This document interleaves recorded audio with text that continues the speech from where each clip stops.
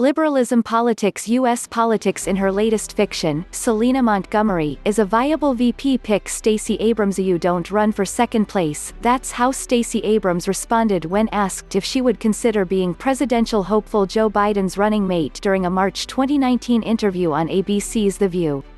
Annoyed at the posed hypothetical, the 2018 Democratic Georgia gubernatorial candidate's answer lacked a basic understanding of her place in the Democratic Party. But now, a short year later, Abrams is making it abundantly clear to anyone who is willing to listen, she is absolutely, passionately and gracelessly running for second place, so help her God. Abrams, a lawyer whose career includes a 10-year stint in Georgia's House of Representatives, amassed national attention and a sudden rise in popularity after the 2018 governor's race. While she had the coveted endorsements of culture icons such as Oprah and former President Barack Obama, her newfound recognition was not due to any phenomenal campaigning, extensive political resume, or even a win. How has Stacey Abrams flirted with becoming a household name? By handling her ego-crushing loss with a stunning lack of grace. To this day, Abrams refuses to officially concede the election despite losing to now Gov. Brian Kemp by roughly 55,000 votes. She argues that her demise was caused by a rigged election resulting from systematic voter suppression. Nothing more.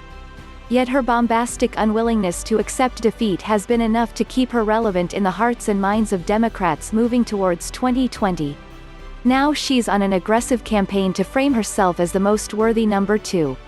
In an interview with Elle last month, Abrams made a critical pivot away from her original refusal to entertain the VP slot by admitting she would be honored to be asked. She added that she would be an excellent running mate with a capacity to attract voters, despite the fact that her track record points to the exact opposite. Abrams confidently cited her supposed qualifications, her strong history of executive and management experience in the private, public, and nonprofit sectors and spending 25 years in independent study of foreign policy.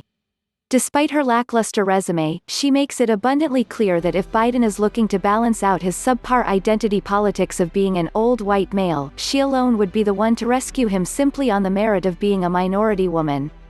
Abrams is looking to fast-track her way into the Oval Office despite being largely unqualified. But her affinity for fantasy is nothing new. Under the pseudonym, Selena Montgomery, Abrams has penned a number of romantic suspense novels, which, according to her website, have sold over 100,000 copies.